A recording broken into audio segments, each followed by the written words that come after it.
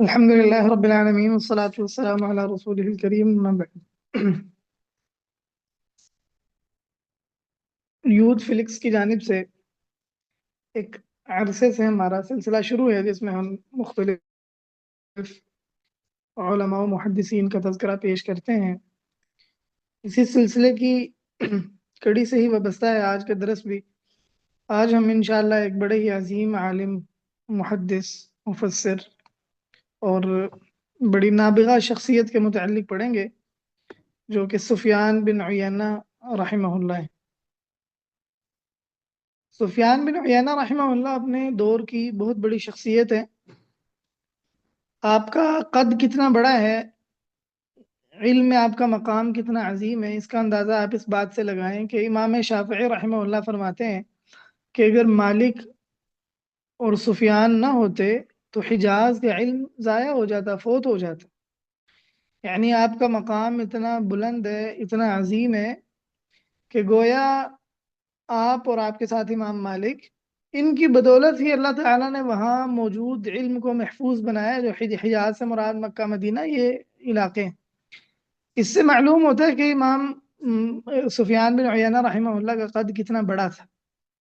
बल्कि इमाम शाफी रहमहुल्लाह ने एक और बड़ी अजीम बात की है। फरमाते हैं कि मैंने कोई ऐसा आदमी नहीं देखा जिसमें इल्म की सलाहियत सुफियान बिन उयैना रहमहुल्लाह से बढ़कर हो।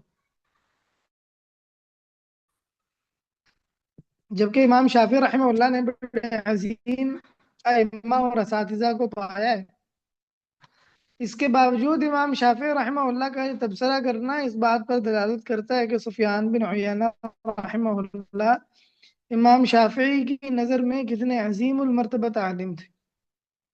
तो आज हम इंशाअल्लाह इसी एक अजीम शख्सियत के मुतालिक पढ़ने लगे हैं। सुफियान बिन अबू इमरान मैमून, आपकी कुनियत अबू मोहम्मद है और आपको अबू मोहम्मद हिलाली भी कहा जाता है। सुफियान बिन उयैना रहमहुल्लाह की विलादत राज कौल के मुताबिक 107 हिजरी में हुई। अब्दुर्रहमान बिन बिश्र सुफियान बिन उयैना रहमहुल्लाह के शागिर्द हैं। वो फरमाते हैं कि मैंने सुफियान बिन उयैना रहमहुल्लाह को सुना 196 हिजरी में निस्फ शाबान में शाम के वक़्त उन्होंने ये बात बताई। कहते हैं कि मैं आज 99 साल का हो गया हूँ, 89 का हो गया। तो अगर इससे एतबार से देखा जाए कि उनकी तारीख पैदाइश क्या है तो ये 107 हिजरी बनती है। तो 107 हिजरी में आपकी पैदाइश हुई है कूफा में। कूफा इराक का इलाका है, मारूफ इलाका है। सुफियान बिन उयैना रहमहुल्लाह के जो वालिद थे उयैना, वो असल में कूफा के गवर्नर खालिद बिन अब्दुल्ला कसरी के साथियों में से थे। खालिद बिन अब्दुल्ला कसरी ये इराक के गवर्नर थे, मारूफ शख्सियत हैं। इनके गवर्नरों में से थे। जब खालिद बिन अब्दुल्ला अल कसरी को माजूल कर दिया गया और इसकी जगह यूसुफ बिन उमर सकफी को वहां का गवर्नर बना दिया गया, तो यूसुफ बिन उमर सकफी ने गवर्नरी संभालने के बाद, ये ओहदा लेने के बाद, जो खालिद बिन अब्दुल्ला कसरी के साथी थे उनका ताक़ुब किया, पीछा किया कि उनको पकड़ दकड़ की जाए उनकी, ताकि वो किसी फितने का सबब ना बन जाए, कोई इख्तलाफ का सबब ना हो। तो जब ये पकड़ दकड़ शुरू की तो कहा जाता है कि जो सुफियान बिन उयैना के वालिद थे उयैना, वो वहां से मक्का मुकर्रमा आ गए अपने सारे खानवादे को लेकर, अपने बच्चों को लेकर, बीवी बच्चों को लेकर, तो वहां आ गए। तो सुफियान बिन उयैना रहमहुल्लाह की पैदाइश तो कूफा की है, लेकिन सुफियान बिन उयैना रहमहुल्लाह की परवरिश मक्का में हुई है। यकीनन सुफियान बिन उयैना रहमहुल्लाह की जिस तरह के खानदान में परवरिश हुई है, तो या जिस घराने में परवरिश हुई है, यकीनन इससे अंदाजा किया जा सकता है कि उनकी वालिदा इंशाल्लाह कोई नेक खातून ही होंगी जिनका سفیان بن عیینہ رحمہ اللہ کی تربیت میں گہرا کردار ہوگا۔ اس قسم کے جو شخصیات ہوتی ہیں عموماً دیکھا یہی گیا ہے کہ ان کے والد کا جس طرح کردار ہوتا ہے اسی طرح ان کی ماؤں کا بھی بڑا گہرا کردار ہوتا ہے اس قسم کی شخصیات کی تعمیر سازی میں۔ لیکن لیکن ان کی والدہ کے بارے میں تاریخ کی کتابوں میں ہمیں کوئی ایسا کوئی تذکرہ نہیں ملتا جس سے ان کی والدہ کے متعلق تفصیلات معلوم کی جا سکیں۔ سفیان بن عیینہ رحمہ اللہ کتنے بھائی تھے؟ امام مزی رحمہ اللہ نے تہذیب الکمال میں ذکر کیا ہے کہ آپ کے 10 بھائی تھے۔ سفیان بن عیینہ رحمہ اللہ یہ لوگ 10 بھائی تھے۔ البتہ ہمیں تراجم کی کتاب میں صرف سفیان بن عیینہ رحمہ اللہ کے علاوہ 4 بھائیوں کا تذکرہ ملتا ہے اور وہ چاروں کے چاروں روات حدیث میں سے ہیں۔ ان میں سے ایک ابراہیم بن عیینہ ہے، ایک محمد بن عیینہ ہے، ایک آدم بن عیینہ ہے اور ایک عمران بن عیینہ ہے۔ یہ چاروں کے چاروں روات حدیث میں سے ہیں۔ سفیان بن عیینہ رحمہ اللہ نے اپنے بھائیوں سے متعلق ایک بڑا دلچسپ تذکرہ ایک بہت دلچسپ قصہ ذکر کیا ہے جس میں بڑی حکمت بھی ہے اور اس سے یہ بھی معلوم ہوتا ہے کہ ان کے خاندان کے افراد کون تھے، کیسے تھے، کیا معاملہ تھا۔ یحییٰ بن یحییٰ فرماتے ہیں، کہتے ہیں کہ میں سفیان بن عیینہ رحمہ اللہ کے پاس بیٹھا ہوا تھا تو ایک آدمی آیا، کہنے لگا ابو محمد میں فلاں عورت یعنی اپنی بیوی کی شکایت کرنے لگا کہ فلاں عورت کی آپ کے پاس شکایت لے کے آیا ہوں کہ میں اپنی بیوی کے ہاں سب سے حقیر اور ذلیل اور گھٹیا آدمی ہوں۔ تو سفیان بن عیینہ رحمہ اللہ نے اس کی بات سنی، تھوڑی دیر تو انہوں نے سر جھکا کے رکھا، پھر اس کے بعد اس کو کہنے لگے کہ شاید تم نے اس سے اس لیے عزت کی ہوگی کہ وہ تمہارے لیے عزت کا باعث بنے، یعنی تم نے بڑا حسب نسب خاندان دیکھ کے رشتہ کیا ہوگا کہ یہ بڑے اونچے خاندان کی ہے تو شاید اس سے شادی کی وجہ سے مجھے بھی بڑی عزت مل جائے گی۔ تو اس نے کہا کہ بالکل معاملہ اسی طرح ہی ہے۔ تو سفیان بن عیینہ رحمہ اللہ فرمانے لگے، کہنے لگے جو بندہ عزت حاصل کرنے کی کوشش کرتا ہے نا، یعنی اس طرح اللہ تعالیٰ اس کو ذلیل کر دیتا، اور جو شخص مال کی طرف جاتا ہے اللہ تعالیٰ اس کو فقیر کر دیتا ہے، اور جو بندہ دین کی طرف جاتا ہے اللہ اس کو عزت بھی دیتا ہے اور مال بھی دیتا ہے۔ پھر اپنا قصہ سنانے لگے، کہنے لگے ہم 4 بھائی تھے، میں، سفیان، محمد، عمران، ابراہیم۔ کہتے ہیں ہم 4 بھائی تھے، محمد ان میں ہم میں سے سب سے بڑے تھے، عمران سب سے چھوٹے تھے، میں درمیانہ تھا۔ کہتے ہیں کہ محمد نے شادی کا ارادہ کیا نا تو انہوں نے سوچا کہ میں نا کوئی بڑی حسب نسب والی خاندان والی اونچی عورت سے شادی کروں گا تو اس سے مجھے بھی عزت ملے گی، اور کہتے ہیں کہ جو میرا معاملہ تھا تو میں نے دین کو ترجیح دی تو اللہ تعالیٰ نے میرے لیے عزت بھی جمع کر دی اور مال بھی جمع کر دیا، اور کہنے لگے کہ نبی علیہ الصلوۃ والسلام کی حدیث ہے کہ عورت سے 4 چیزوں کے لیے شادی کی جاتی ہے، مال کی وجہ سے، حسب نسب کی وجہ سے، خوبصورتی کی وجہ سے، دین کی وجہ سے، تو تم دین کو ترجیح دو۔ تو کہنے لگے کہ اللہ تعالیٰ نے ہمارے ساتھ ایسا معاملہ کیا۔ اس واقعے سے ایک تو یہ پتہ چلتا ہے کہ سفیان بن عیینہ رحمہ اللہ 4 بھائی تھے، تو ممکن ہے مراد یہ ہو ہم 4 بھائی تھے یعنی ایک ماں سے، کیونکہ امام مزی رحمہ اللہ نے ذکر کیا کہ 10 بھائی تھے، تو پھر 4 بھائیوں کو ذکر کرنے کا کیا مقصد ہوا؟ تو یا تو یہ 10 بھائیوں والی بات کمزور ہوگی یا 4 بھائی ہوں گے، 10 ہی بھائی ہوں گے، لیکن سفیان بن عیینہ نے اس لیے کہا کہ ہم 4 بھائی تھے کہ وہ 4 بھائی سگے بھائی ہوں گے، ان کی ایک ہی ماں ہوگی۔ عرب لوگوں کے ہاں عام بات تھی کہ ایک سے زائد شادیاں بھی کی جاتی تھیں، لوڈیاں بھی کی جاتی تھیں، تو ممکن ہے اسی بات کو مد نظر رکھتے ہوئے انہوں نے اس طرح کی بات کی ہو۔ تو دوسرا اس سے یہ بھی پتہ چلتا ہے کہ جو کم حسب نسب والا شخص عزت کی خاطر کسی بڑے حسب نسب والے خاندان میں شادی کرتا ہے تو اس کے ساتھ اس کے مقدر میں عموماً ایسے ہی لکھا جاتا ہے کہ اللہ تعالیٰ اس کو اسی طرح ذلیل کر دیتا ہے، اور مشاہدہ اس کی دلیل ہے۔ لہٰذا نبی علیہ الصلوۃ والسلام کی جو نصیحت ہے اور نبی علیہ الصلوۃ والسلام کی جو رہنمائی ہے اس کو انسان کو ضرور یاد رکھنا چاہیے۔ سفیان بن عیینہ رحمہ اللہ نے اپنے بھائیوں میں سے جو علم میں خاص مقام پایا ہے باوجود اس کے کہ باقی بھائی بھی علم سے تعلق رکھنے والے ہیں روات حدیث میں، لیکن وہ باقی بھائیوں کو نصیب نہیں ہوا۔ اور یہ اللہ سبحانہ و تعالیٰ کی عطا اور اللہ سبحانہ و تعالیٰ کی توفیق ہوتی ہے۔ سفیان بن عیینہ رحمہ اللہ کہتے ہیں کہ بچپن میں مجھے والد نے نصیحت کی تھی، 15 سال میری عمر تھی، تو میرے والد نے مجھے نصیحت کی۔ میرے والد مجھے کہنے لگے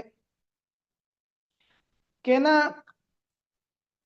اللہ تعالیٰ کے معاملے میں دھوکے کسی میں مبتلا نہ ہونا، جو تمہاری تعریف کرے گا نا اگلے دن وہی آدمی جب ناراض ہوگا تو تمہارے متعلق کلمہ شر بھی کہے گا، لیکن لہٰذا کسی کی تعریف کے دھوکے میں بھی مبتلا نہیں ہونا، اور برے ساتھیوں کی مجلس اختیار نہیں کرنی چاہے تمہیں اکیلا رہنا پڑے، اور جو تمہارے بارے میں حسن زن رکھے تو ایسا معاملہ نہ کرنا کہ اس کا حسن زن بدگمانی میں تبدیل ہو جائے، اور یاد رکھو اس بات کو کہ علماء کے ہاں وہی شخص بامراد ہوتا ہے جو علماء کی اطاعت کرتا ہے۔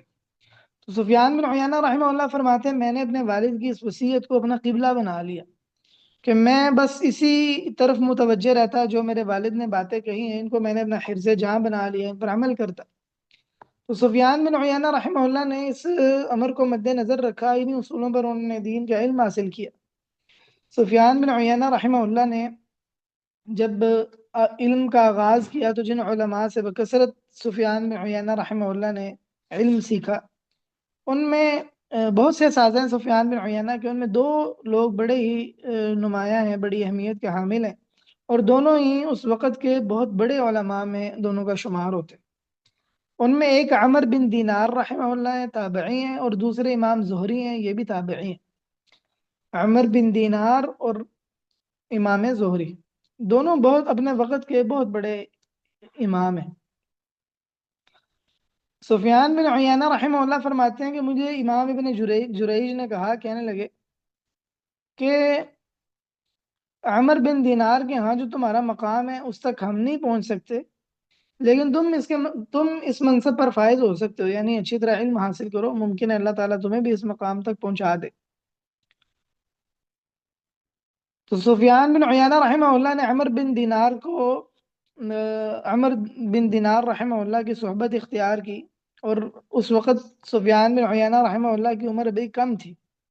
شعبہ بن حجاج رحمہ اللہ فرماتے ہیں میں نے ابن عیینہ کو عمر بن دینار کے پاس دیکھا، ابھی وہ بچے تھے، اتنی کم عمری تھی ان کی کہ لمبی لمبی انہوں نے تختیاں پکڑ رکھی تھی اور ان کے کانوں میں بالیاں تھیں۔ عرب کے ہاں یہ ایسے بھی کیا جاتا تھا کہ جو غیر بالغ بچہ ہوتا اس کے کان میں بھی بالیاں ڈال دی جاتی ہیں، جیسے عورت کے کانوں میں بالیاں ڈالی جاتی، تو کم عمر بچوں کے کانوں میں ڈالی جاتی تھی۔ تو شعبہ کہتے ہیں اتنے کم عمر تھے کہ ان کے کانوں میں بالیاں ڈالی ہوئی تھی۔ سفیان بن عیینہ رحمہ اللہ نے کتنی کم عمری میں علم حاصل کرنا شروع کیا تھا، اس کا اندازہ اس بات سے بھی ہوتا ہے کہ سفیان بن عیینہ رحمہ اللہ فرماتے ہیں کہ میں عبد الکریم جزری کی مجلس میں بیٹھا کرتا، 2 سال ان کی مجلس میں آتا رہا، اور وہ اپنے شہر والوں سے کہا کرتے کہ اس بچے کو دیکھو، یہ مجھ سے مسائل پوچھتا ہے لیکن تم مجھ سے مسائل نہیں پوچھتے۔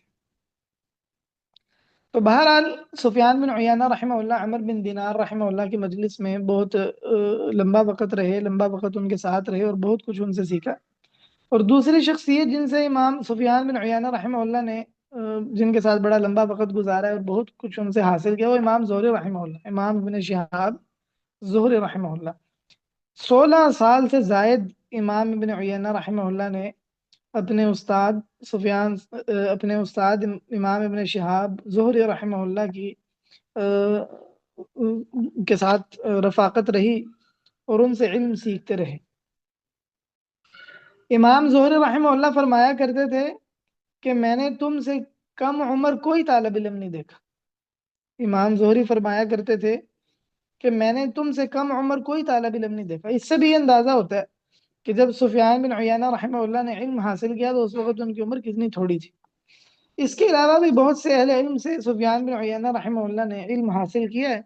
آپ کے علم کے حصول علم کا زمانہ تقریباً 119 یا 120 ہجری کا بنتا ہے، 119 یا 120 ہجری، یعنی تقریباً 14 سال کی عمر میں سفیان بن عیینہ رحمہ اللہ نے باقاعدہ علم حاصل کرنا شروع کر دیا۔ آپ کے اساتذہ کی ایک لمبی فہرست ہے، ان دو اساتذہ کے علاوہ عمر بن دینار اور امام زہری رحمہ اللہ کے علاوہ آپ کے اساتذہ کی ایک لمبی فہرست ہے، جن میں عبداللہ بن دینار ہیں، محمد بن منقدر ہیں، علی بن زید بن جدعان ہیں، عبد الکریم جزری ہیں، ایوب سختیانی ہیں، ہشام بن عروہ ہیں، حمید الطویل ہیں، یحییٰ بن سعید الانصاری ہیں، سلیمان الاعمش ہیں، موسیٰ بن عقبہ ہیں، جامع بن ابو راشد ہیں، سعد بن ابراہیم ہیں، صالح مولا التوأمہ ہیں، اور اسی طرح عبداللہ بن طاووس ہیں، محمد بن صائب ہیں، اور اس طرح ایک لمبی فہرست ہے جن سے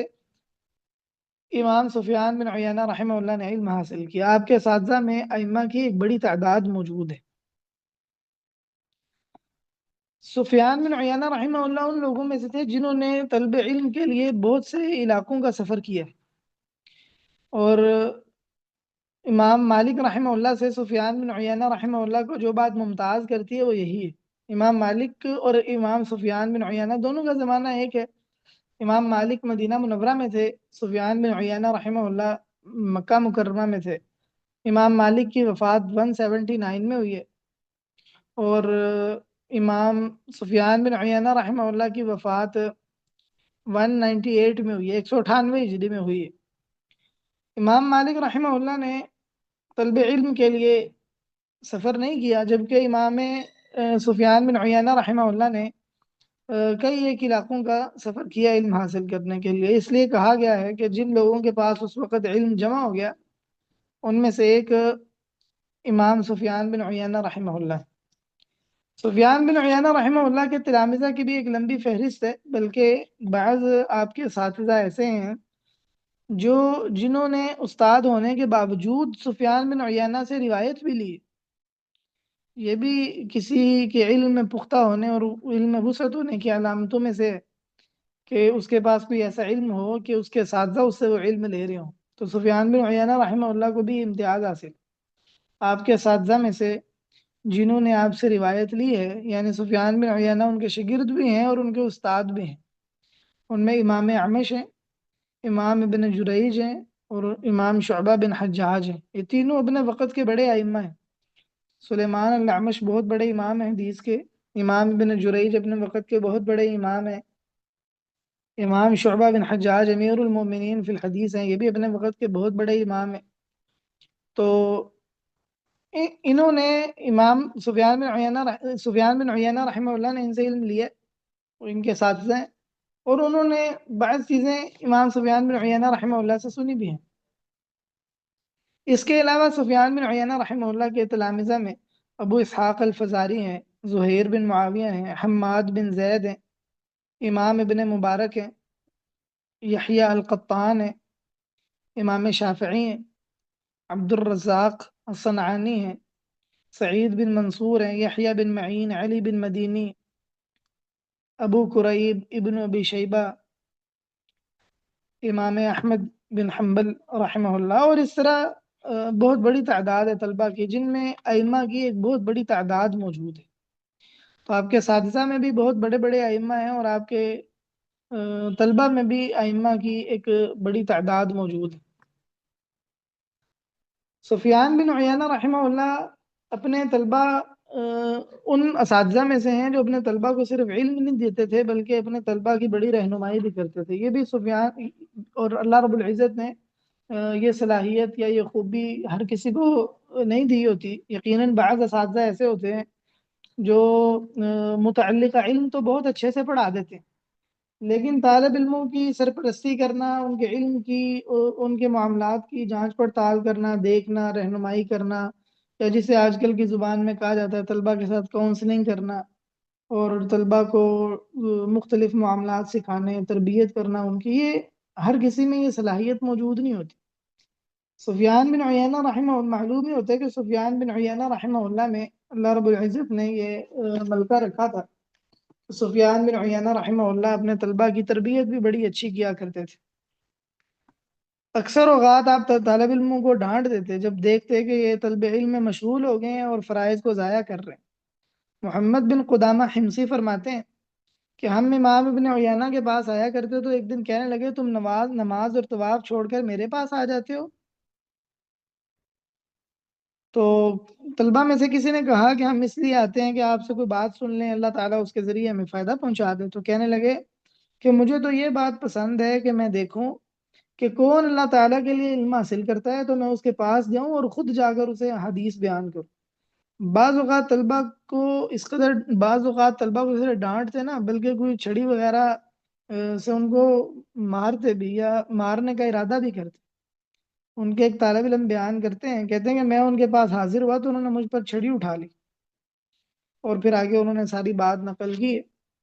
تو بعض اوقات آپ طلبہ کے ساتھ ذرا سختی والا رویہ بھی برتا کرتے تھے اور انہیں ڈانٹ ڈپٹ بھی کر دیا کرتے تھے۔ ایک اچھے استاد کی علامت اور نشانی ہوتی ہے، سمجھدار استاد کی، کہ وہ طلبہ کی مختلف انداز سے تربیت کرے اور مختلف انداز سے طلبہ کی رہنمائی بھی کرے، تاکہ طلبہ کی اٹھان بڑے ہی ایک سلجھے ہوئے اور شائستہ طریقے کی ہو، اور ان کی مختلف پہلوؤں سے ان کی تربیت مکمل ہو چکی ہو۔ سفیان بن عیینہ رحمہ اللہ بہت بڑے اپنے وقت کے امام تھے۔ سفیان بن عیینہ رحمہ اللہ کی قوت حفظ کی اور آپ کی علم وسعت کی بہت سے ائمہ نے تعریف کی ہے۔ آپ کی قوت حفظ حافظے کا اندازہ یہاں سے لگائیں کہ امام سفیان بن عیینہ رحمہ اللہ فرماتے ہیں، کہتے ہیں میں کوئی بھی چیز سنتا نا تو اس کو لکھنے سے پہلے یاد کر لیا کرتا تھا۔ کوئی بھی چیز میں سنتا تو اسے لکھنے سے پہلے یاد کیا کر لیتا تھا، اور جب بھی کوئی بات آپ سنتے تو سن بات سننے سے ہی آپ کو وہ بات یاد ہو جایا کرتی تھی۔ امام بخاری رحمہ اللہ فرماتے ہیں امام بن عیینہ حماد بن زید رحمہ اللہ سے زیادہ حفظے والے ہیں،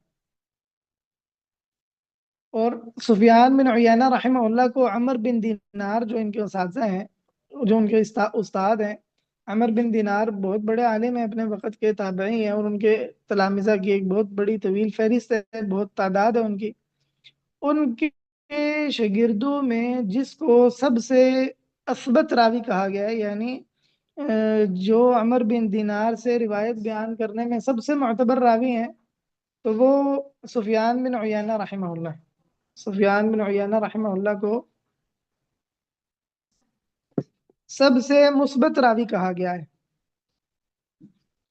اور بعض اہل علم نے سفیان بن عیینہ رحمہ اللہ کو امام مالک پر ترجیح دی۔ امام زہری رحمہ اللہ کے تلامذہ میں بہت بڑے بڑے نام ہیں، جن میں امام مالک بھی ہیں، سفیان بن عیینہ بھی ہیں۔ تو امام زہری کے سب سے مضبوط شاگرد کون ہے، اس میں اختلاف ہے۔ ائمہ میں سے ائمہ کی ایک جماعت نے، بعض اہل علم نے سفیان بن عیینہ رحمہ اللہ کو امام مالک پر امام زہری سے روایت بیان کرنے میں ترجیح دی، امام زہری سے روایت بیان کرنے پر ترجیح دی کہ امام سفیان بن عیینہ رحمہ اللہ کی روایت امام مالک رحمہ اللہ کی روایت سے زیادہ مضبوط ہے۔ اگر اختلاف ہو جائے امام مالک اور سفیان بن عیینہ کا تو سفیان بن عیینہ کو ترجیح دی جائے گی، لیکن جمہور اہل علم کا موقف نہیں ہے۔ جمہور اہل علم کے ہاں بہرحال اگر امام زہری سے روایت بیان کرنے میں اختلاف ہو جائے تو اہل علم کے ہاں ترجیح امام مالک کو نہیں ہے، بلکہ سفیان اکثر ائمہ کے نزدیک ترجیح سفیان بن عیینہ رحمہ اللہ کو نہیں ہے، بلکہ ترجیح امام مالک رحمہ اللہ کو۔ لیکن بہرحال بعض اہل علم نے آپ کو ترجیح دی ہے، جس سے معلوم ہوتا ہے کہ سفیان بن عیینہ رحمہ اللہ کا قد حفظ میں کتنا بلند تھا، اور آپ حدیث بیان کرنے میں کتنے زیادہ متقن اور پختہ تھے کہ آپ حدیث کو اتنی اچھے سے یاد کرتے کہ آپ کو اپنے اساتذہ خاص طور پر سفیان عمر بن دینار اور امام زہری ان کے مضبوط ترین شاگردوں میں سے قرار دیا گیا ہے، بلکہ علی الاطلاق مضبوط ترین شاگرد کہا گیا۔ امام شافعی سفیان بن عیینہ رحمہ اللہ کی تعریف بہت سے اہل علم نے کی ہے۔ امام شافعی رحمہ اللہ کا قول میں نے بالکل آغاز میں ذکر کیا تھا، آپ فرماتے ہیں کہ میں نے کسی میں نہیں دیکھا کہ علم کی ایسی صلاحیت موجود ہو جیسے سفیان بن عیینہ رحمہ اللہ میں، اور فرماتے ہیں کہ لیکن میں نے کسی کو نہیں دیکھا جو فتویٰ دینے میں بڑی ہی احتیاط اختیار کرنے والے ہوں، اور سفیان بن عیینہ رحمہ اللہ سے بڑھ کر میں نے اس میں کسی کو نہیں دیکھا۔ اور فرمایا کرتے تھے کہ میں نے حدیث کی تفسیر کرنے میں سفیان بن عیینہ رحمہ اللہ سے زیادہ اچھا کوئی نہیں دیکھا۔ عبداللہ بن وہب رحمہ اللہ فرمایا کرتے تھے، کہتے تھے کہ میں تفسیر قرآن میں امام ابن عیینہ سے بڑھ کر کوئی عالم نہیں جانتا۔ امام احمد رحمہ اللہ فرماتے ہیں، کہتے ہیں کہ آپ سنتوں کو بہت زیادہ جاننے والے تھے، نبی علیہ الصلوۃ والسلام کی سنتوں کو، یعنی بڑے اس کے پختہ عالم تھے۔ عبد الرحمن بن مہدی رحمہ اللہ فرماتے ہیں، کہتے ہیں کہ سفیان بن عیینہ رحمہ اللہ کو قرآن پاک اور حدیث کی تفسیر کی اتنی معرفت ہے جو سفیان ثوری رحمہ اللہ کو بھی نہیں ہے۔ سفیان ثوری رحمہ اللہ بہت بڑے عالم تھے اپنے وقت کے۔ سفیان ثوری رحمہ اللہ کی بھی سیرت پر ہم ایک سیشن کر چکے ہیں۔ تو بہرحال امام عبد الرحمن بن مہدی رحمہ اللہ امام ابن عیینہ کو بعض علوم میں سفیان ثوری رحمہ اللہ پر ترجیح دے رہے ہیں۔ امام شافعی رحمہ اللہ فرماتے ہیں احکام کے جو اصول ہیں، یعنی ایسی احادیث جن میں مختلف احکام کے اصول بیان ہوئے ہیں کہ اگر آدمی ان کو ضبط کر لے، اچھی طرح سمجھ لے، تو گویا آدمی نے اکثر مسائل اور احکام سمجھ لیے ہیں۔ تو وہ فرماتے ہیں کہ یہ کوئی 500 سے زائد کچھ حدیثیں، کہتے ہیں کہ یہ ساری کی ساری حدیثیں امام مالک کے پاس ہیں سوائے 30 حدیثوں کی، اور فرماتے ہیں کہ یہ ساری کی ساری احادیث امام ابن عیینہ کے پاس بھی ہیں سوائے 6 احادیث کی۔ یعنی سفیان بن عیینہ نے احادیث احکام کے جو اصول ہیں وہ سارے جمع کر لیے سوائے 6 حدیثوں کے۔ امام ذہبی رحمہ اللہ نے سیر اعلام النبلاء میں اس قول کا تذکرہ کیا ہے اور فرماتے ہیں کہ رواتہ ثقات، کہ اس کے جو راوی ہیں، اس بات کو امام شافعی سے بیان کرنے والے، وہ راوی ثقہ ہیں۔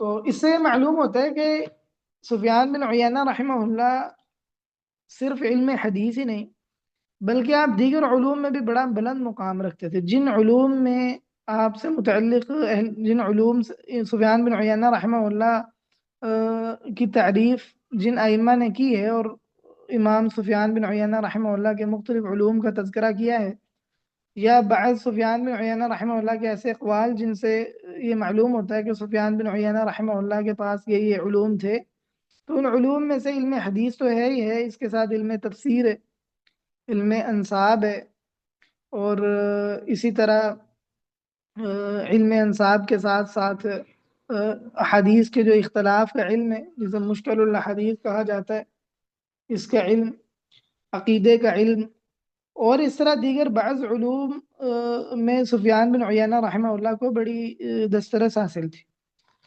کہہ سکتے ہیں کہ سفیان بن عیینہ رحمہ اللہ علوم کے جامع تھے، اسی لیے بعض اہل علم نے آپ کا تذکرہ کیا ہے تو آپ کو شیخ الاسلام کے نام سے آپ کا تذکرہ کیا ہے۔ امام ذہبی رحمہ اللہ نے اپنی کتاب سیر اعلام النبلاء میں آپ کے حالات زندگی لکھے ہیں، تو لکھا ہے الامام الکبیر حافظ العصر شیخ الاسلام۔ تو بلا شبہ سفیان بن عیینہ رحمہ اللہ نے بہت سارے علوم کا احاطہ کر رکھا تھا، اور آپ کی جو علم میں مہارت تھی وہ کسی ایک خاص فن میں نہیں ہے، اگرچہ آپ کی سب سے زیادہ شہرت علم حدیث میں، لیکن صحیح یہ ہے کہ صرف اور صرف آپ کی مہارت علم حدیث میں نہیں بلکہ فقہ میں، فتوے میں، تفسیر میں، انصاب میں، عقیدے میں، اور اس طرح دیگر چیزوں میں بھی سفیان بن عیینہ رحمہ اللہ کی بڑی مہارت تھی اور پختہ تھے ان علوم میں بھی۔ بحث بن اسد رحمہ اللہ فرماتے ہیں، کہتے ہیں کہ میں نے سفیان بن عیینہ جیسے کوئی نہیں دیکھا۔ آپ سے کہا گیا کہ شعبہ بن حجاج بھی ان جیسے نہیں ہیں، تو کہنے لگے کہ شعبہ بھی ان جیسے نہیں ہیں۔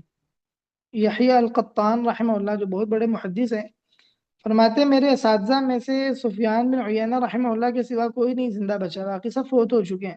اور کہنے لگے گزشتہ 40 سالوں سے سفیان بن عیینہ امامت کے درجے پر فائز ہے۔ عبد الرحمن بن مہدی رحمہ اللہ فرماتے ہیں کہ سفیان بن عیینہ حجاز کی احادیث کو سب سے زیادہ جاننے والے۔ سفیان بن عیینہ رحمہ اللہ نے کتابیں بھی لکھی ہیں، اگرچہ ان کتابوں کا نام ہم تک نہیں پہنچا۔ بعض اہل علم نے ذکر کیا ہے کہ بالکل آغاز میں جن لوگوں نے تصانیف لکھنی شروع کی تھیں ان میں امام سفیان بن عیینہ رحمہ اللہ بھی تھے۔ دوسری صدی ہجری کے نصف میں تقریباً ائمہ نے احادیث لکھنی شروع کی اور کتابیں لکھنے کا آغاز ہوا۔ اس سے پہلے احادیث لکھی جاتی لیکن وہ متفرقات ہوتی تھی، کوئی موضوع یا مرتب کوئی تدوین نہیں تھی، جسے تصنیف کہا جاتا ہے کہ چیزوں کو باقاعدہ مرتب کیا جائے، ان کو کوئی ترتیب دی جائے۔ تو دوسری صدی ہجری سے پہلے اس طرح کی کوئی ترتیب نہیں تھی۔ تو جن لوگوں نے بالکل آغاز میں، جو سفیان بن عیینہ رحمہ اللہ 107 ہجری میں پیدا ہوئے، 198 ہجری میں سفیان بن عیینہ رحمہ اللہ کی وفات ہوئی، تو یہ بھی دوسری صدی ہجری کے علماء میں سے۔ تو دوسری صدی ہجری کے نصف میں جن لوگوں نے تصانیف لکھنے کا آغاز کیا، ان میں سے ایک سفیان بن عیینہ رحمہ اللہ بھی تھے۔ سفیان بن عیینہ رحمہ اللہ جیسے میں نے کہا ہے محدث بھی ہیں اور جرح تعدیل کے ائمہ میں سے بھی ہیں۔ آپ کے جرح تعدیل سے متعلق مختلف اقوال جرح تعدیل کی کتابوں میں موجود ہیں، اور اہل علم نے آپ کی ان توثیقات پر، یا جو آپ نے جرح کی ہیں سفیان بن عیینہ رحمہ اللہ نے، اہل علم نے اس پر اعتماد کیا ہے۔ معلوم ہی ہوتا ہے کہ سفیان بن عیینہ رحمہ اللہ اس فن میں بھی، یعنی جرح تعدیل میں بھی، سفیان بن عیینہ رحمہ اللہ بڑے مقام پر تھے اور اس میں بڑی مہارت رکھتے تھے۔ علم حدیث میں، حدیث روایت کرنے میں سفیان بن عیینہ رحمہ اللہ کو مدلس کہا گیا ہے۔ اور آپ کی تدلیس کیا ہے؟ اہل علم نے ذکر کیا ہے کہ آپ کی تدلیس کی نوعیت یہ تھی کہ امام زہری سے کوئی طالب علم یا کوئی ان کا شاگرد حدیث بیان کرتا، اور وہ سفیان بن عیینہ رحمہ اللہ نے خود امام زہری سے نہ سنی ہوتی، جب آپ اس کو آگے بیان کرتے تو یہ ذکر نہ کرتے کہ یہ ذکر نہ کرتے کہ یہ حدیث امام زہری رحمہ اللہ سے کس نے بیان کی، بلکہ ڈائریکٹ امام زہری سے اس کو بیان کر دیتے۔ اس قسم کی روایت کا حکم کیا ہوتا ہے؟ یقیناً اس قسم کی روایت اہل علم قبول نہیں کرتے، کیونکہ معلوم نہیں ہے کہ جو واسطہ ذکر کیا گیا ہے وہ واسطہ کون ہے، وہ کون شخص ہے جس کا تذکرہ نہیں کیا گیا۔ ہو سکتا ہے وہ کوئی ضعیف راوی ہو، لہٰذا اس قسم کی روایت قبول نہیں کی جاتی۔ تو امام سفیان بن عیینہ رحمہ اللہ کے متعلق بھی اہل علم نے ذکر کیا ہے کہ آپ یہ تدلیس کیا کرتے تھے، لیکن سفیان بن عیینہ رحمہ اللہ جہاں یہ تدلیس کرتے تھے تو وہاں یہ بات بھی مد نظر رہنی چاہیے اور علم میں ہونی چاہیے کہ سفیان بن عیینہ رحمہ اللہ صرف اس بندے سے تدلیس کیا کرتے تھے جو بندہ ثقہ اور مضبوط ہوتا۔ امام ابن حبان رحمہ اللہ نے یہ بات ذکر کی ہے، وہ فرماتے ہیں کہ صرف ایک بندہ ایسا ہے جو بندہ صرف اور صرف ثقہ راویوں سے تدلیس کرتا ہے، کہ اس نے جن روایات میں تدلیس کی ہے اور دیگر واسطوں سے، جب دیگر طریقوں سے جب تلاش کیا گیا ہے کہ وہ واسطہ جو سفیان بن عیینہ رحمہ اللہ نے ذکر نہیں کیا وہ کون سا تھا، تو وہ ثقہ بندہ ہی تھا۔ یہ صرف اور صرف سفیان بن عیینہ ہے، اس کے علاوہ دنیا میں کوئی ایسا بندہ نہیں۔ یہ بات امام ابن حبان رحمہ اللہ نے ذکر کی ہے۔ تو گویا سفیان بن عیینہ رحمہ اللہ تدلیس کرتے تو ہیں، لیکن وہ تدلیس ثقہ راوی سے ہی ہوتی ہے بس، ضعیف راوی سے سفیان بن عیینہ رحمہ اللہ تدلیس نہیں کرتے۔ سفیان بن عیینہ رحمہ اللہ عقیدے میں بھی جیسے میں نے ذکر کیا ہے امام تھے۔ سفیان بن عیینہ رحمہ اللہ سے بعض ایسے اقوال مروی ہیں جو عقیدے میں ایک اصول کی حیثیت رکھتے ہیں، اور اہل علم نے ان اقوال کو اپنے عقیدے کی کتابوں میں اور منہج کی کتابوں میں ذکر کیا ہے اور ان اقوال پر اعتماد کیا ہے۔ سفیان بن عیینہ رحمہ اللہ سے جو عقیدے میں اقوال مروی ہیں، عقیدے میں جو خاص طور پر کتابیں لکھی گئی ہیں، ان میں سے ان کتابوں میں بہت سے اقوال سفیان بن عیینہ رحمہ اللہ کے جمع کر دیے گئے ہیں۔ سفیان بن عیینہ رحمہ اللہ سے پوچھا گیا کہ یہ اہل السنہ والجماعہ سے کیا مراد ہے، تو کہنے لگے الجماعہ سے مراد ہے کہ نبی علیہ الصلوۃ والسلام کے صحابہ ابو بکر و عمر وہ اکٹھے ہو گئے جس مسئلے پر، ان کی ابو بکر و عمر پر صحابہ اکٹھے ہو گئے، ان کی بیعت ہو گئی، اس سے یہ مراد ہے الجماعہ سے۔ اور سنت سے مراد یہ ہے کہ حکمرانوں کے معاملے میں صبر کیا جائے، خواہ وہ ظلم اور زیادتی کرے۔ تو یہ بلا شبہ اہل سنہ کے ہاں یہ ایمان اور عقیدے کے اصولوں میں سے ایک اصل ہے کہ ابو بکر و عمر رضی اللہ تعالیٰ عنہ کی خلافت تسلیم کی جائے، اور ظالم حکمران اگرچہ اپنی رعایا پر ظلم کریں اور ان کے ساتھ زیادتی کریں، ان کے خلاف خروج نہ کیا جائے، اور مسلح جد و جہد نہ کی جائے، اور خانہ جنگی والا ماحول نہ بنایا جائے۔ سفیان بن عیینہ رحمہ اللہ فرماتے ہیں، کہتے ہیں کہ ایمان قول و عمل کا نام ہے، اس میں کمی زیادتی بھی ہوتی ہے۔ تو اہل السنہ والجماعہ کے اصولوں میں سے ایک اصل ہے کہ ایمان میں کمی بیشی ہوتی ہے، ایمان کم زیادہ بھی ہوتا ہے۔ اللہ رب العزت نے جیسے قرآن پاک میں کئی ایک مقامات پر ذکر کیا ہے۔ سفیان بن عیینہ رحمہ اللہ اللہ تعالیٰ کی سفیان بن عیینہ رحمہ اللہ سے اللہ تعالیٰ کی صفات کے متعلق پوچھا گیا کہ یہ جو حدیث میں ہے کہ اللہ تعالیٰ کل قیامت والے دن آسمانوں کو اپنی انگلیوں پر اٹھا لے گا، اور بندوں کے دل اللہ تعالیٰ کے رحمان کی انگلیوں میں سے دو انگلیوں کے درمیان ہے، اور یہ کہ اللہ تعالیٰ مسکراتا ہے یا اللہ تعالیٰ خوش ہوتا ہے، تو اس قسم کی جو صفات حدیث میں آئی ہیں اللہ سبحانہ و تعالیٰ کے متعلق ان کا کیا حکم ہے؟ سفیان بن عیینہ رحمہ اللہ فرمانے لگے کہ یہ صفات جس طرح آئی ہیں اسی طرح ہم ان کو قبول کریں گے بغیر کیفیت کے۔ یعنی ہم یہ نہیں کہیں گے کہ اللہ تعالیٰ کا مسکرانا ایسا ایسا ہے، کیفیت بیان نہیں کریں گے، ہم ان کو ہو بہو جیسے ہی آئی ہیں ویسے ہی تسلیم کر لیں گے۔ تو یہی اہل سنہ والجماعہ کا عقیدہ ہے، یہی اہل سنہ کا طریقہ ہے کہ اللہ سبحانہ و تعالیٰ کی جتنی صفات ہیں ان صفات کو اسی طرح ہو بہو قبول کر لیا جائے، ان میں کسی قسم کی کسی قسم کی کوئی تعویل نہ کی جائے، بلکہ جو جو ان میں صفات وارد ہوئی ہیں ان کا اللہ سبحانہ و تعالیٰ کے لیے اس بات کیا جائے، اور ان کو مخلوق سے تشبیہ نہ دی جائے، اور نہ ہی ان کی کوئی کیفیت بیان کی جائے کہ کہا جائے کہ اللہ سبحانہ و تعالیٰ کا ہاتھ نعوذ باللہ ایسے ہوگا، یا اللہ تعالیٰ مسکراتا ہے ایسے ہوگا، یا اللہ سبحانہ و تعالیٰ کا چہرہ اس طرح ہوگا۔ اللہ تعالیٰ کی جتنی صفات ہیں ان میں سے کسی بھی صفت کی کوئی بھی تعویل نہ کیجیے۔ قرآن پاک کے متعلق سفیان بن عیینہ رحمہ اللہ فرماتے ہیں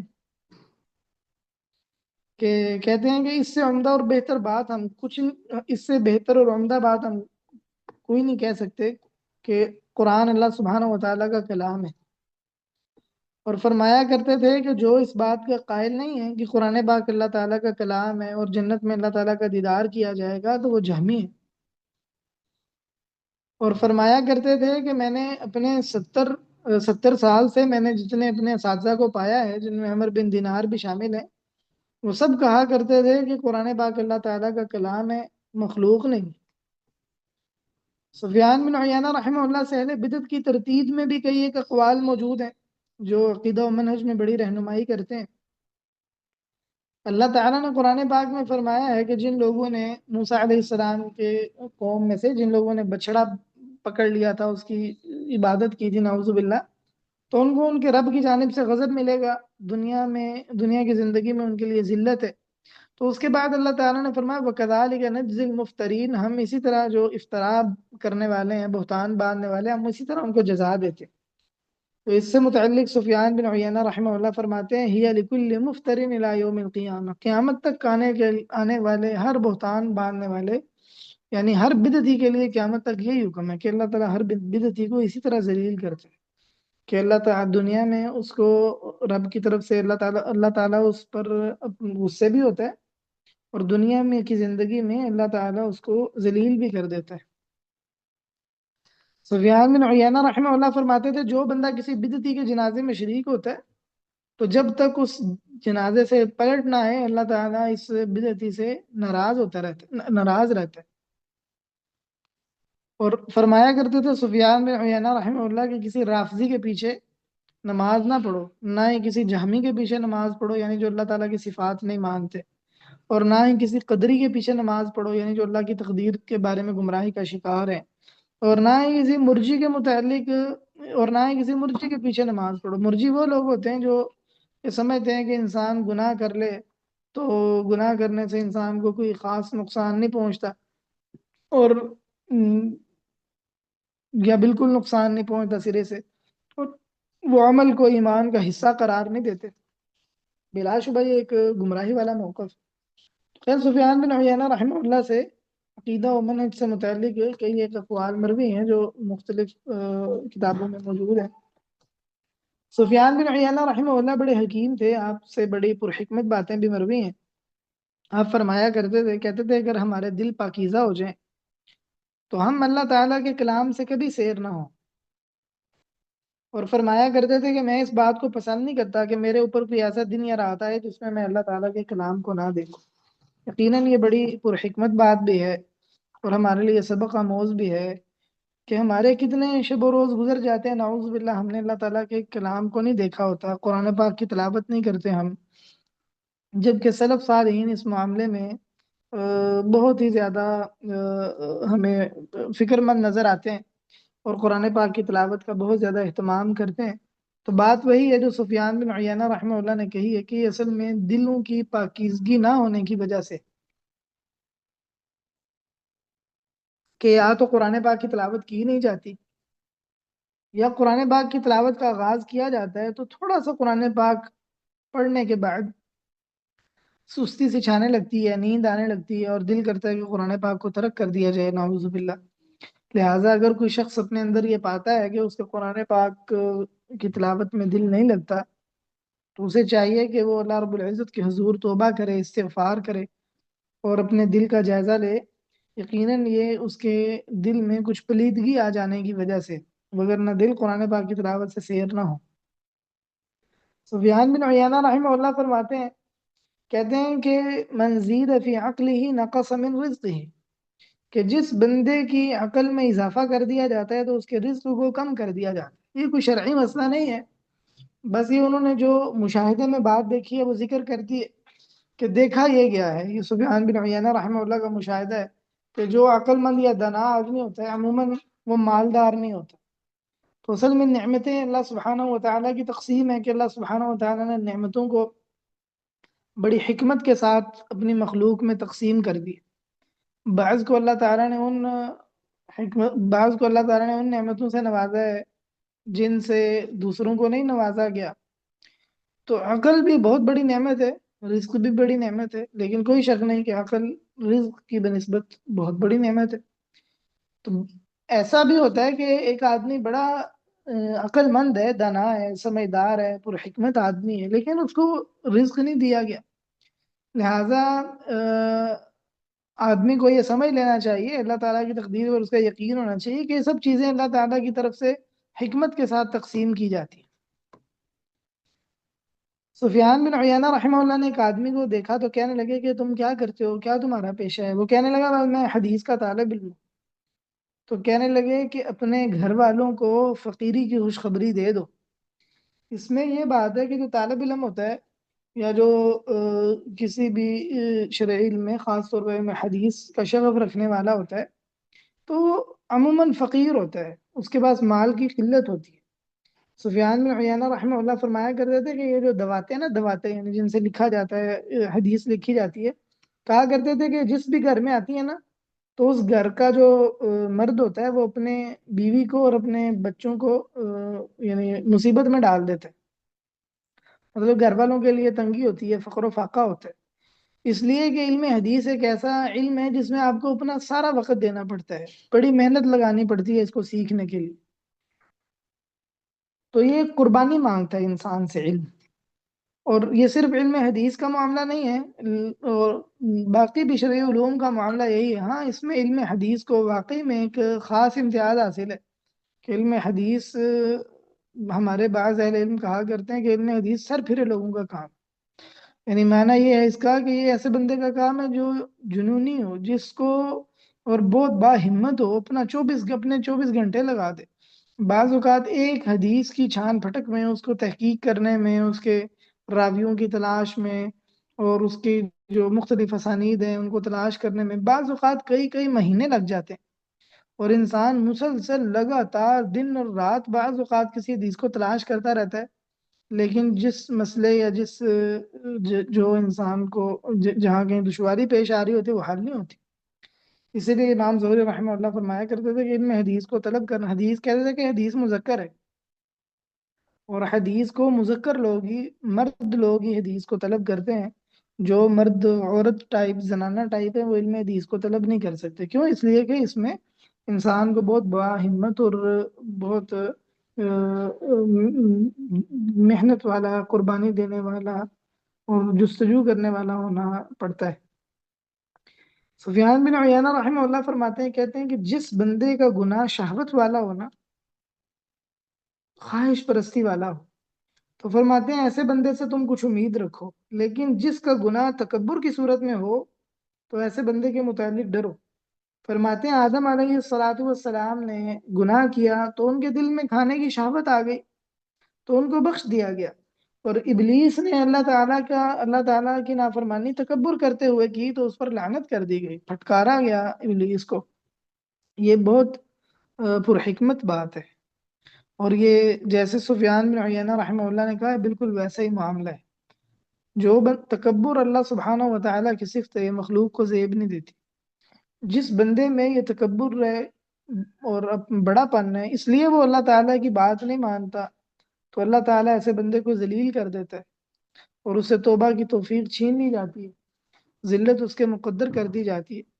لہٰذا انسان سے اگر نافرمانی ہو بھی جائے تو انسان کو کبھی بھی متکبر نہیں ہو جانا چاہیے، بلکہ دل میں انسان کے وصف موجود ہی نہیں ہونا چاہیے. نافرمانی انسان سے ہو جاتی ہے، شہوت کا غلبہ ہو جاتا ہے اور دنیا کا کوئی لالچ انسان پر غالب آ جاتا ہے، یہ سب ممکن ہے.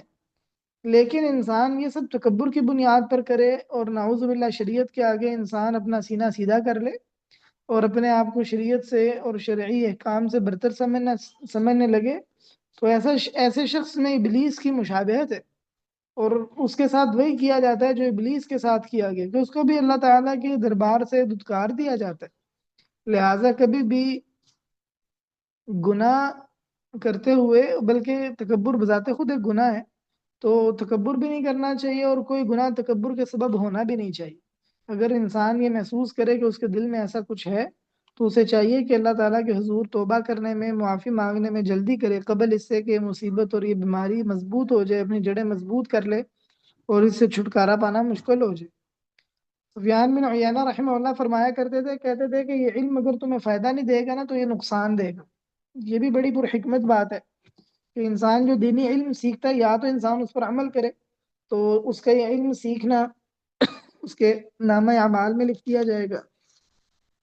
دوسری صورت یہ ہے کہ انسان نے علم تو سیکھا ہے لیکن انسان اس پر عمل ہی نہیں کرتا.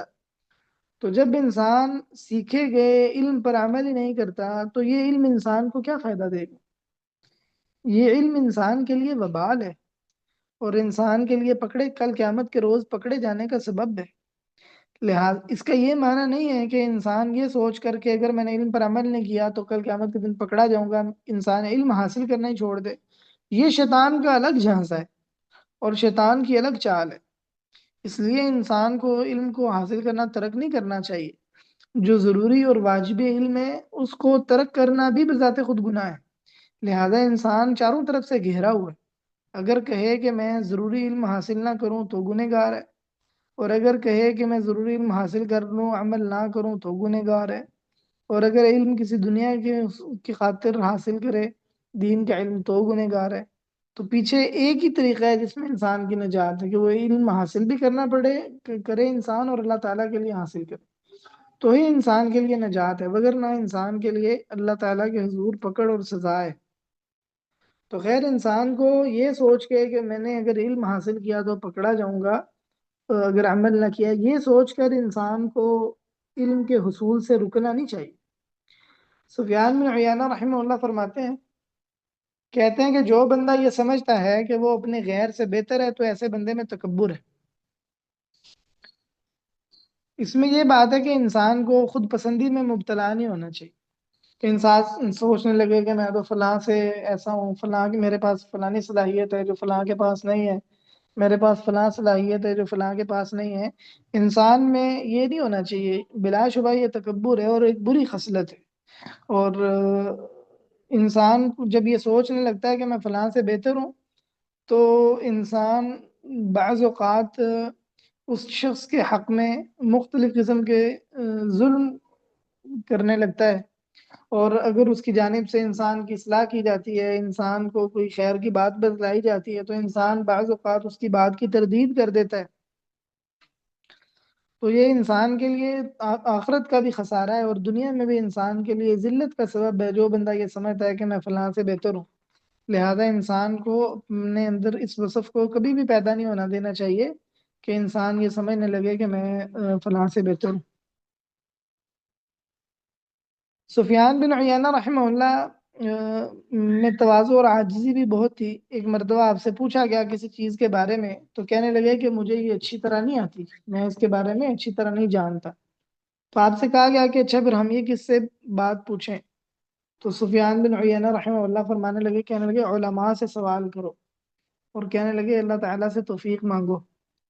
اس میں یہ بات ہے کہ سفیان بن عیینہ رحمہ اللہ میں کتنی تواضع اور انکساری تھی، باوجود اس کے کہ آپ بہت بڑے عالم ہیں، لیکن آپ کو اگر کوئی فن یا کوئی بات نہیں آتی، سفیان بن عیینہ رحمہ اللہ نے اس کا تکلف نہیں کیا، بلکہ دو ٹوک انداز میں کہہ دیا کہ علماء سے پوچھو۔ تو یہ معاملہ ہونا چاہیے۔ ہمارے ہاں کیا ہے کہ ہر بندہ ہر معاملے میں بولنا، چاہے اسے کچھ اس کے بارے میں کچھ شد بدھ ہے، سمجھ ہے نہیں، لیکن ہر بندہ سمجھتا ہے کہ جیسے میرے پہ فرض ہو گیا ہے کہ میں دین کے متعلق گفتگو کروں، کسی سے بس پوچھنے کی دیر ہے، تو اس کے بعد اس کے دفتر کھل جاتے ہیں اور جو چاہے جیسے چاہے گفتگو شروع کر دیتے، جبکہ علماء ایسے نہیں ہوتے، دین کے معاملے میں گفتگو کرنے میں بڑے محتاط ہوتے ہیں۔ سفیان بن عیینہ رحمہ اللہ فرمایا کرتے تھے طالب علموں کو، کہتے کہ جب میں تمہیں دیکھتا ہوں نا کہ تم میرے پاس آتے ہو، تو مجھے اپنی ذات پر بہت غصہ آتا ہے۔ کہتے ہیں میں سوچتا ہوں کہ تم جس بلائی کے لیے میرے پاس آتے ہو، اور تم میں لگتا ہے کہ وہ بلائی میرے پاس ہے، تو میں نہیں اپنے آپ کے متعلق دیکھتا کہ وہ بلائی میرے پاس ہے، یعنی انہیں یہ لگتا کہ یہ طالب علم میرے پاس بڑا خیر کا گمان لے کر آتے ہیں، لیکن فی نفس ہی میں اپنے اندر ایسا تو نہیں ہوں۔ تو یہ ان کی تواضع تھی۔ محمود بن آدم رحمہ اللہ فرماتے ہیں کہ سفیان بن عیینہ رحمہ اللہ فرماتے کہ اگر اللہ عز و جل ہماری پردہ پوشی نہ کرے تو ہم کسی کے پاس بھی بیٹھنے کے قابل نہ رہیں۔ آپ کے شاگرد کہتے ہیں، عبید بن جنید جناد فرماتے ہیں، کہتے ہیں کہ طالب علم آپ کے پاس آئے اور کہا کہ ہمیں حدیث بیان کریں، تو کہنے لگے کہ نہ تو میں تمہیں سمجھتا ہوں کہ تم ایسے ہو کہ تمہیں حدیث بیان کیا جائے، نہ میں اس قابل ہوں۔ پھر کہنے لگے کہ میری اور تمہاری مثال ایسے ہے جیسے پہلے لوگوں نے کہا ہے کہ افتضحوا فاصطلحوا، کہ جب فلاں فلاں کا معاملہ منکشف ہو گیا اور ان کا راز فاش ہو گیا، تو انہوں نے اب آپس میں گٹھ جوڑ کر لیا۔ تو گویا کہہ رہے ہیں کہ تم بھی تمہارے میں بھی عیب ہے، میرے میں بھی عیب ہے، تو گویا ہم نے گٹھ جوڑ کر لیا کہ ہم مل ملا کے اپنی ایک ٹولی بنا لیتے، مگر نہ تم حدیث سننے کے اہل ہو، نہ میں حدیث سنانے کے اہل ہوں، نہ میں حدیث سنانے کا اہل ہوں۔ تو یہ سفیان بن عیینہ رحمہ اللہ کی تواضع تھی۔ بلا شبہ سفیان بن عیینہ رحمہ اللہ حدیث سنانے کے اور بیان کرنے کے اہل تھے، لیکن متقی لوگ یہی ہوتے ہیں جو اپنے متعلق اسی طرح گمان کرتے ہیں کہ وہ کسی چیز کے اہل نہیں، لیکن اللہ کی قسم کے اہل وہی ہوتے ہیں۔ سفیان بن عیینہ رحمہ اللہ کی تواضع اور ان کی انکساری، یہ علماء کی زینت ہے، اور علماء اسی طریقے پر ہوتے ہیں، نہ کہ یہ کہ انسان کو اللہ تعالیٰ تھوڑا سا علم دے دے تو انسان میں تکبر آ جائے اور وہ کسی کو کچھ سمجھ نہ لگے، اور کچھ کسی کو کچھ سمجھنے نہ لگے، اور اس کو لگے کہ ہر طرح کا علم میرے پاس ہی ہے اور فلاں فلاں کو بھی میرے پاس آ کر سیکھنا چاہیے۔ تو یہ یقیناً انسان ایسا شخص یقیناً جاہل ہے، اس کے پاس علماء والی خصلت اور علماء والی خوبی اور خیر نہیں ہے، بھلے اس کے پاس ظاہر میں کتنا علم کیوں نہ ہو۔ سفیان بن عیینہ رحمہ اللہ بڑے کم مال و دولت پر گزر بسر کیا کرتے تھے۔ کہ سفیان بن عیینہ رحمہ اللہ کے مختلف اقوال سے بھی بات واضح ہے، جیسے انہوں نے اپنے شاگرد کو کہا کہ جب پتہ چلا کہ وہ طالب علم ہے تو کہنے لگے اپنے گھر والوں کو فقر کی خوشخبری دے دو، اور اس طرح کے جو اقوال ہیں اس سے بھی یہ معلوم ہوتا ہے کہ سفیان بن عیینہ رحمہ اللہ تنگ دستی پر گزارا کرنے والے تھے۔ آپ کے شاگرد ابو یوسف فسوی کہتے ہیں کہ میں سفیان بن عیینہ رحمہ اللہ کے پاس آیا تو دیکھا کہ جو